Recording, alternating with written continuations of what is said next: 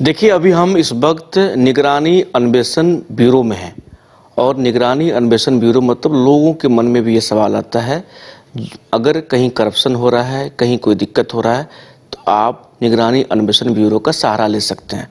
लेकिन हम इस वक्त आपको ये बताने के लिए बैठे हैं, जीएस गंगवार सर हमारे साथ हैं जो डीजी हैं और इनके आने के बाद काफ़ी कुछ चेंजिंग हुआ है, काफ़ी कुछ बदलाव हुआ है। जो पब्लिक कैसे आप सीधे जुड़ सकते हैं, पब्लिक कैसे जो है निगरानी अन्वेषण ब्यूरो में अपना कंप्लेंट दर्ज कर सकते हैं, या फिर उन्हें ये ना लगे कि हम वहाँ कैसे पहुँचेंगे, अगर वहाँ तक पहुँचने का भी रास्ता तैयार। बात का सबसे पहले सर आपका बहुत बहुत स्वागत है। थैंक यू आपका। और हम जानना चाहेंगे आपसे, जो इस प्रकार से आपने एक, हम बहुत देर तक हमने तमाम चीज़ों को देखा, सोशल मीडिया भी है, व्हाट्सएप नंबर भी है, कॉलिंग नंबर भी है, मैसेज भी है, लोगों के बीच जो है ये प्रति जो है आप मतलब बंटवाए भी हैं, तो क्या लोगों का जो एक रुझान है वो आप तक लोग कैसे पहुंच रहे हैं वो जानना चाहेंगे। देखिए, भ्रष्टाचार से आम जीवन प्रभावित होता है और जब सरकारी कार्यालयों में सरकारी पदाधिकारियों के द्वारा किसी आम जनता से रिश्वत की मांग की जाती है, हम रिश्वत की मांग वाले मामलों पर ज़्यादा ध्यान दे रहे हैं क्योंकि इससे आम जनता सीधे प्रभावित होती है। उनको जो नागरिक सुविधाएं मिलनी चाहिए वो समय से नहीं मिलती हैं, उसमें अड़ंगा लग सकता है, या उनको जो भी सरकार की स्कीम का बेनिफिट है वो नहीं मिलता है, या उनका जो जेन्युइन कार्रवाई है वो नहीं होती है। तो कुल मिलाकर के सरकारी कार्यालयों में, सरकारी पदाधिकारियों में, विभागों में जो भ्रष्टाचार की शिकायतें हैं उसको हम लोग उजागर करने के लिए बैठे हैं। ये निगरानी अन्वेषण ब्यूरो जो है इसका बड़ा इंटरेस्टिंग इतिहास है कि ये आज़ादी के पहले से ही इस तरह की संस्था बनाए जाने का एक विचार उस समय की सरकार के सामने लाया गया था और उनको लगा कि जब विभिन्न विभागों के द्वारा खर्चा किया जाता है तो उस पर एक सशक्त संस्था होनी चाहिए, निगरानी रख सके। तो तब से लेकर, आज़ादी के पहले से लेकर आज तक ये संस्था काम कर रही है। मैंने योगदान देने के बाद ये प्रयास किया कि इस संस्था में लोगों का आगमन, लोगों की शिकायत दर्ज करने की जो प्रक्रिया है और उसका जो सिस्टम पूरा बना हुआ है उसको रिफाइन किया जाए, उसको यूजर फ्रेंडली बनाया जाए, पब्लिक फ्रेंडली बनाया जाए, जिससे कि जो भी पब्लिक त्रस्त होकर अगर आना चाहती है तो उसके लिए एक सुलभ और बहुत ही सहज और सहयोगपूर्ण वातावरण हो। इसके लिए हमने बहुत सारे उपाय किए। सबसे पहले सर आपने आज़ादी की बात की तो हम वो देखना चाहेंगे और दर्शकों को भी दिखाना चाहेंगे, जो वो दिखाइए जो कब से ये चीज़ें जो है एक्टिव है, क्योंकि ऐसा लोग मानते हैं जो ये अब की बात है, ये सर कब से एस्टेब्लिशमेंट है? देखिए, हमारे पास में, हमारे म्यूजियम में एक फाइल मिली है जो कहती है कि 1946 यानी आज़ादी से एक साल पहले एक स्कीम बनाई गई थी जिसका नाम था scheme of an organization for checking corruption in the province. उस समय के प्रोविंशियल जो गवर्नमेंट थी उसमें किस तरह से एक सरकार बनाए जाने की वो थी, और इसमें लिखा था कि उस समय हम पंडित रघुनंदन पांडे जी को, जो रिटायर्ड हैं गवर्नमेंट सर्विस से, उनको additional secretary to the government in the political department बनाया गया है और वो एक स्कीम बनाएंगे जो सबमिट करेंगे। उसके बाद कितना खर्चा आएगा पूरा डिटेल है इसमें, और किस तरीके से ये विभाग बनेगा और सारे डॉक्यूमेंट्स हैं। तो कुल मिलाकर के इस पे उस समय के गवर्नर जनरल और सभी जो विभाग हैं उनके सिग्नेचर हैं, जिससे ये पता चलता है कि आज़ादी के पहले की मतलब ये जो है ये करप्शन जो है आज की उत्पत्ति नहीं है, पहले से भी इसका जो एक चेन बना हुआ है। हाँ, बिल्कुल। ये करप्शन एक बहुत बड़ा मुद्दा भले ही आज दिख रहा है, लेकिन ये शुरुआत से मैं कहूँगा कि ये मानव स्वभाव है। कुछ लोग इस स्वभाव के होते हैं जिनको ये लगता है कि सरकारी पैसा मेरा अपना है, या हम इसमें कुछ करके अपने लिए कुछ कमा लें, ज़रूरत से ज़्यादा बना लें, या जो उनका मानदेय है, उनकी सैलरी है, उसके बियॉन्ड कुछ करें। तो ये पुराना मुद्दा रहा है और पुराने आज़ादी के पहले से ये संस्था किसी न किसी स्वरूप में लगातार काम कर रही थी। एक चीज़ हम देख रहे हैं, या फिर मतलब जो हमने देखा सोशल मीडिया पर भी निगरानी अन्वेषण ब्यूरो का पेज है, अगर युवा हैं, कोई जो लोग, आज मोबाइल का ज़माना है, सभी लोग फेसबुक से कनेक्ट हैं, और हम ये भी देख रहे हैं जो मतलब लोगों के लिए एक बेहतर सुविधा प्रदान की गई। तो हम ये जानना चाहेंगे कि क्या कुछ बदलाव हुआ है जब से डीजी के पद पर आप इसका संभाले हैं, तो क्या कुछ बदलाव किया है, कैसे पब्लिक तक और फ्रेंडली हो सके, इसके लिए आपने क्या इंतजाम किया? देखिए, करप्शन की रोकथाम के लिए या करप्शन के लिए दो तरह के आदमी चाहिए। एक तो जो करप्शन डिमांड कर रहा है, सरकारी अफसर, उसको हमको पकड़ना है, और जो करप्शन जिससे मांगा जा रहा है, जिससे रिश्वत की मांगी जा रही है राशि, जो पीड़ित है, उसका होना जरूरी है। वो अगर मेरे पास में सुलभ तरीके से आ जाएगा तभी हम सरकारी अफसर तक पहुंच सकते हैं। तो मेरे योगदान के समय जनवरी में मैंने ये प्रयास किया कि किस तरह से आम जनता मेरे कार्यालय में, मेरे ऑफिस में, जो 6 सर्कुलर रोड में है, और यहाँ पर निगरानी अन्वेषण ब्यूरो का पूरा मुख्यालय है, हम सभी लोग वरीय पदाधिकारी यहीं बैठते हैं, और साथ ही साथ यहाँ पर एक निगरानी थाना भी है। तो इसकी जानकारी पब्लिक को हो, तो सबसे पहले हमने अपने गेट का बोर्ड चेंज कराया, वहाँ पर डायरेक्शन साइन लगाया कि निगरानी अन्वेषण ब्यूरो का कार्यालय यहाँ पर है। उसको हमने 24 घंटे उसको लाइटेड किया, जिससे गेट भी हमारा नाइट में दिखाई दे सके कि कहाँ पर है। और उसके अलावा हमने जगह जगह हमने जो है उसका प्रचार किया कि इसका कार्यालय कहाँ पर है। दूसरा हमने ये किया कि कई लोग फ़ोन से कांटेक्ट करना चाहते हैं, तो हमारे पास में जो फ़ोन नंबर थे उनमें और फ़ोन नंबर हमने लैंडलाइन बढ़ाए। तो आज हमारे पास में करीब 6 फ़ोन नंबर हैं, और उसके अलावा हमारे पास में एक हेल्पलाइन नंबर हमने अलग से दिया हुआ है। और फिर हमको लगा कि बहुत सारे लोग आजकल कन्वीनियंट हैं कि मोबाइल फ़ोन पर कॉल करते हैं, तो हमने एक मोबाइल नंबर भी दिया।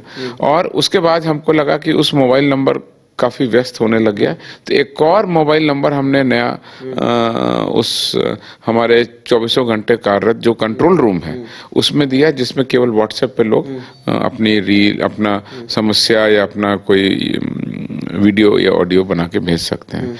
तो बहुत ही फ्रेंडली हमने एक सिस्टम बनाया, पब्लिक से कंप्लेंट रिसीव करने के तरीके बढ़ा दिए, कॉन्टैक्ट पॉइंट बढ़ा दिया, और सबसे बड़ी बात है इसको 24 घंटे कार्यरत किया। यही एक मेरा सवाल था, क्योंकि देखिए सरकारी अफसर, मतलब सरकारी विभाग में लोग ये समझते हैं जो 10 से 6, लेकिन जो हम ये देख पा रहे हैं इसमें सभी जगह लिखा हुआ है 24/7 जो है आप संपर्क कर सकते हैं, मोबाइल पर संपर्क कर सकते हैं, व्हाट्सएप संपर्क कर सकते हैं।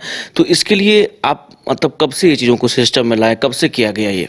देखिए, ये 24 घंटे कार्यरत पिछले करीब 8 महीने से हमने कर दिया है, और पदाधिकारी और कर्मियों को पहले हमने ट्रेन किया है कि किस तरह से उस पीड़ित व्यक्ति जो भ्रष्टाचार का शिकार बन रहा है, जिससे रिश्वत की मांग की जा रही है, वो किस मानसिक स्थिति में होता है, उसको किस तरह से बात करनी है, गुप्त भी रखनी है, उसको ढाढ़स भी दिलाना है, उसको ये बताना है कि हम आपके सहयोग के लिए बैठे हैं और आपकी शिकायत पर हम उस ऑफिसर को गिरफ्तार भी करेंगे। ये भरोसा दिलाना बहुत जरूरी है, क्योंकि आम पब्लिक ऐसा समझ सकती है कि भाई हम बहुत ही छोटे स्तर के हैं और पदाधिकारी बड़े स्तर के हैं, उस पर पता नहीं निगरानी कार्रवाई करेगी कि नहीं करेगी।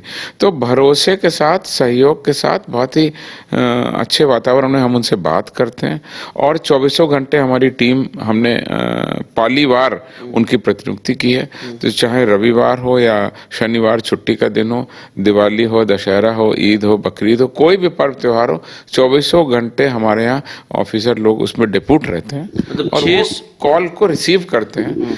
इसका फल ये हुआ कि पहले जहाँ 8 से 10 कॉल आती थी, अब हमारी 30 से 40 कॉल पर डे हमारे पास आने लगे। मतलब सर ये कह सकते हैं जो 6 सर्कुलर रोड जो है ये 24 घंटा पब्लिक के लिए खुली हुई है। आप अगर फिजिकल आके शिकायत करना चाहते हैं तो वो भी हो सकता है, बाकी कॉन्टैक्ट नंबर, फ़ोन जो है वो भी हो सकता है।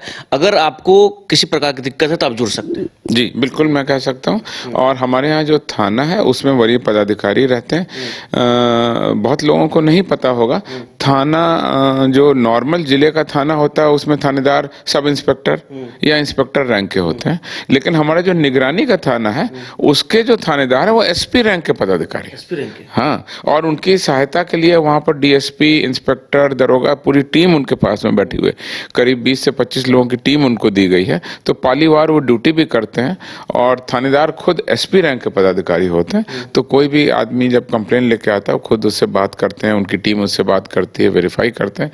तो बहुत अच्छे वातावरण में, माहौल में हम पब्लिक को वेलकम करना चाहते हैं, जिससे कोई भी आदमी जानकारी के अभाव में या कोई हिचकिचाहट के कारण अगर नहीं आता है तो अब वो आने लग गया है। और ये हमको बहुत खुशी है कि अब पब्लिक बेहिचक और बगैर रोक टोक के हमारे पास आती है, कांटेक्ट करती है, हम उनकी शिकायतों पर काम करते हैं और भ्रष्टाचार मुक्त बिहार बनाने में, स्वच्छ प्रशासन देने में और जीरो टॉलरेंस की जो हमारी नीति है उसको आगे बढ़ाने में हम अपना योगदान करने में पूरी सक्षमता से, निडरता से लगे हुए हैं। ये सोशल मीडिया पे कब से एक्टिव है, हम ये जानना चाहेंगे, क्योंकि हम देख सकते हैं खुला हुआ है आपके बगल में ही वो फेसबुक पेज। देखिए, फेसबुक जब हम आए तो हमने सोचा कि आजकल की जो यंग जनरेशन है वो सोशल मीडिया पे बहुत एक्टिव रहती है और हमारी जो बहुत सारी क्रियाकलाप हैं, हमारी एक्टिविटी है, हमारे अचीवमेंट हैं, हम पब्लिक से कुछ भी जुड़ना चाहें तो सोशल मीडिया आज बहुत सशक्त माध्यम है। इसको भी करीब 6 महीने पहले हमने रिफर्बिश किया।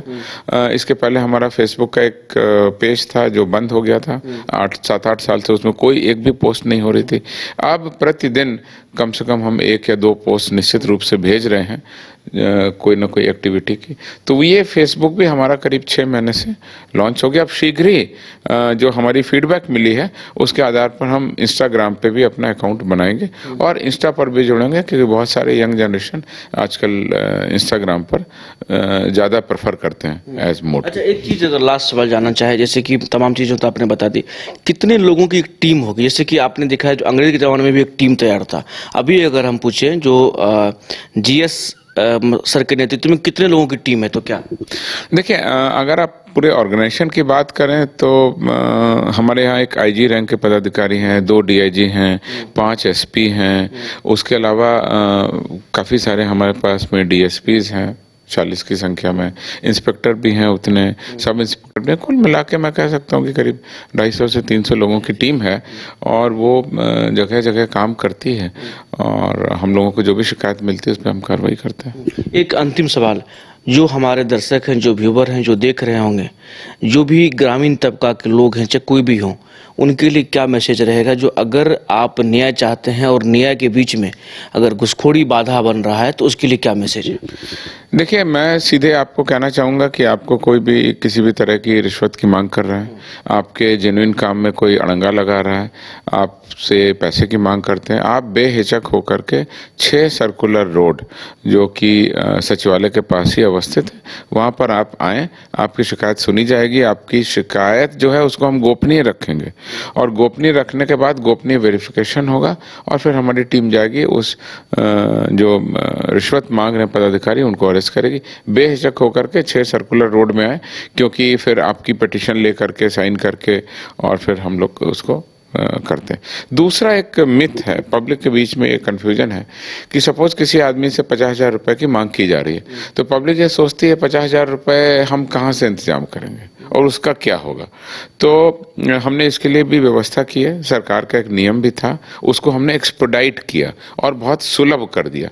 वो ये कि जैसे ही 50,000 रुपये की डिमांड होगी आप आएंगे, पिटीशन देंगे और जब हम उस पर FIR दर्ज करेंगे तो उस 50,000 रुपये को आपसे लेकर के और उसमें जो हमारी प्रक्रिया है उसके तहत उसका एक एक नोट का नंबर हम नोट करते हैं और फिर हम आपको दे देंगे। फिर जब वो पदाधिकारी मांगेगा तो हम उसको रंगे हाथ गिरफ्तार करते हैं और फिर वो जो पैसा है 50,000 वो कोर्ट में गवाही के लिए सीज करके रख लिया जाता है। लेकिन उसके एवज में 50,000 रुपये सरकार की तरफ से आपको हम 3 महीने के अंदर में दे देते हैं। अच्छा। तो ये बहुत बड़ी पहले समस्या थी कि पब्लिक सोचती थी अब कोर्ट में फैसला आने में 8 साल 10 साल पता नहीं कितना साल लगेगा, मेरा पैसा उतने दिन के लिए चला गया। अब ऐसा नहीं है, अब मेरी कोशिश है कि 100 डेज में हम उनको पैसा वापस कर दें। और मैं आपको बता दूं कि हमने जुलाई में सतर्कता सम्मान समारोह किया था, फिर हमने अगस्त में सतर्कता सम्मान समारोह किया, अभी इस महीने दिसंबर में हम फिर करने वाले हैं। तो पिछले 6 महीने में जिन लोगों ने भी पैसा जमा किया था, जिसकी शिकायत पर लोग पकड़े गए, वो पैसा तो कोर्ट चला गया, फिर हमने ट्रेजरी से उतना पैसा ऑथराइज करके उनके अकाउंट में ट्रांसफर कर दिया। एक अंतिम सवाल, जब से आपने पद संभाला है, अगर 2024 की दिसंबर से बात करें अभी तक में, कितना आंकड़ा कितना है, कितने जो लोगों को जो है पकड़ा गया है या केस की मतलब उनके ऊपर कार्रवाई की गई है? देखिए, हम लोगों ने लगातार टीम बना के कार्रवाई किया। एक तरफ पब्लिक के आने की सुलभ व्यवस्था की, दूसरा हमने निगरानी को बहुत आकर्षक और सुलभ फ्रेंडली बनाया। दूसरी तरफ हमने अपने पदाधिकारियों को लगातार ट्रेनिंग दी, किस तरह से आपको शीघ्र अनुसंधान करना है, ट्रैप करना है, और अब ट्रैप करने की भी लगातार टीमें हमारे यहाँ काम कर रही हैं। अगर आंकड़ों की बात करें तो हमने बहुत अच्छा काम किया है। जैसे पिछले 7 सालों में या 2018 से हम ले सकते हैं, तो 18, 19, 20, 21, 22, 23 और 24, इन 7 सालों में एवरेज केस एक साल में 45 दर्ज होते हैं। एक साल में 45 दर्ज होते हैं। अभी हमने 30 नवंबर तक 102 केस अभी ऑलरेडी दर्ज कर दिए। आप कह सकते हैं कि पिछले 7 सालों के औसत के दुगने से भी ज़्यादा केस, 10-20% नहीं, हमने दुगने से भी ज़्यादा केस हमने दर्ज कर लिया। और अभी दिसंबर का महीना बाकी है, तो हम उम्मीद करते हैं कि केस बढ़ करके 110, 115, 118 भी हो सकते हैं। तो ये कुल मिलाकर के हमारी बहुत बड़ी उपलब्धि है। दूसरी ओर अगर पिछले साल के कंपैरिजन में करें तो पिछले साल महज 15 केस हो पाए थे, इस साल 102 केस हो गए। तो आप 15 के कंपैरिजन में सोच सकते हैं कि कितने गुना हमने कार्रवाई कर दी। इसमें जो रंगे हाथ रिश्वत के केस हैं वो पिछले साल 8 हुए थे, इस साल 30 नवंबर तक 82 केस हमने कर दिए हैं जो रंगे हाथ, यानी 10 गुना रंगे हाथ गिरफ्तारी के मामले बढ़े। तो ये हमारी बहुत बड़ी उपलब्धि है। लगातार हम पिछले कई सालों के रिकॉर्ड से ज़्यादा, औसत से ज़्यादा हम लोग कार्रवाई कर रहे हैं। एक और फिगर अभी हमने निकाला है 2010 से लेकर के अभी तक का औसत केस था 80 पर ईयर का, 80 का, उसको भी हम पार कर गए। तो यानी आप मान सकते हैं पिछले 15 सालों का जो एवरेज रिकॉर्ड था उसको भी हमने बीट किया, हम 102 पर पहुंच गए। और दूसरी सबसे बड़ी बात है जो हमने इस बुकलेट में भी आपको दिखाया है, सजा देने की जो हमारी रफ्तार है या जो कोर्ट से हमने लोगों को सजा दिलवाई है, पिछले 25 सालों में सबसे ज्यादा सजा इस साल 2025 में अभी तक हमने दिलाई है। अभी तक हमने 27 अभियुक्तों को सजा सुनाई है, जो पिछले 25 सालों में कभी भी इतने मामलों में सजा नहीं सुनाई गई थी। इससे पहले का रिकॉर्ड था 18 का, जो पिछले साल 18 लोगों को सजा सुनाई गई थी। इस साल अभी 30 नवंबर तक 27 लोगों को हमने सजा सुनवाई है। तो ये भी एक बहुत बड़ी उपलब्धि है कि न केवल हम अभियुक्तों को, पब्लिक को सुनते हैं, कार्रवाई करते हैं, गिरफ्तार करते हैं, चार्जशीट करते हैं इन्वेस्टिगेशन के बाद, बल्कि कोर्ट में भी सारे सबूतों को, सारे गवाहों को सही समय पर पेश करते हैं और न्यायालय भी हमारी बात, हमारे तर्क और हमारे अनुसंधान की जो क्वालिटी है उससे सहमत होकर के उनको सजा देता है। तो ये बहुत बड़ी उपलब्धि है कि एक न्यायालय जैसी संस्था का जब मोहर लगती है तो किसी भी इन्वेस्टिगेटिंग एजेंसी के लिए बहुत ये फख्र की बात होती है, बहुत गौरव की बात होती है। और ये पिछले 25 सालों का हाईएस्ट रिकॉर्ड है जब हमने इस साल 27 लोगों को सजा सुनवाई। बात करने के लिए बहुत बहुत धन्यवाद, समय देने के लिए आपका। Thank you. तो हमारे साथ जीएस गंगवार सर थे, जिनसे बात कर रहे थे। डीजी है निगरानी अन्वेषण ब्यूरो का, और तमाम बातों को इन्होंने बताया। तो अगर जो भी हमारे दर्शक हैं, जो पब्लिक हैं, जो देख रहे हैं, उनके लिए एक मैसेज है, आप बिल्कुल ना डरें, बिल्कुल बेहिचक रहें। तमाम जानकारी इन्होंने दे दी। आपको अगर किसी प्रकार की कोई समस्या हो तो आप बेहिचक संपर्क कर सकते हैं। नंबर है, देखिए इसमें तमाम नंबर है, आप देख सकते हैं। अगर आप देख पा रहे होंगे तो ये नंबर है, देखिए इसमें नंबर है, जो तमाम नंबर दिया हुआ है। और फेसबुक पर भी फॉलो कर सकते हैं। और यहाँ तक 6 सर्कुलर रोड जो है, यहाँ तक आ सकते हैं, आकर के अपना कंप्लेन दर्ज करा सकते हैं और भ्रष्टाचार मुक्त बनाने में आप भी मदद कर सकते हैं। सहयोगी सोनू के साथ अंशु झा, को पटना। अरे कहाँ चले सुबह सुबह? अरे चिंटू इंजीनियर, घर बन रहा है ना, टीएमटी रिबार लेना है। कौन सा? कोई भी सस्ता वाला। और नया फोन? ये कैसे लिया? ये स्टोरेज, कैमरा, डिस्प्ले सब चेक करके लिया है। अच्छा, तो फोन के लिए इतना रिसर्च और घर के लिए?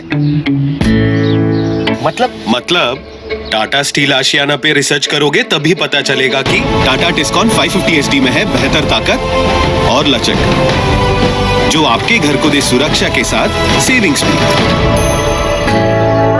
क्या हुआ? पहले रिसर्च करनी है ना। टाटा टिस्कॉन 550 ST, समझदार बने, बेहतर चुने। घर रहने का मकान भर नहीं, ये खुशियों की तिजोरी है। दरवाजे पर दस्तक देता पड़ोस, खिड़कियों से उमड़ आता आसमां, तारों में उलझी ऐसी ना जाने कितनी दास्तां। कहती हैं चले डायमंड सिटी, एक सफर हम सफर के साथ अपने घर तक। Diamond city, life long bonding, 500 से ज्यादा खुशहाल डायमंड परिवार। जल्दी करें, सिर्फ 200 फ्लैट बाकी। आज ही बुक करें अपना आशियाना।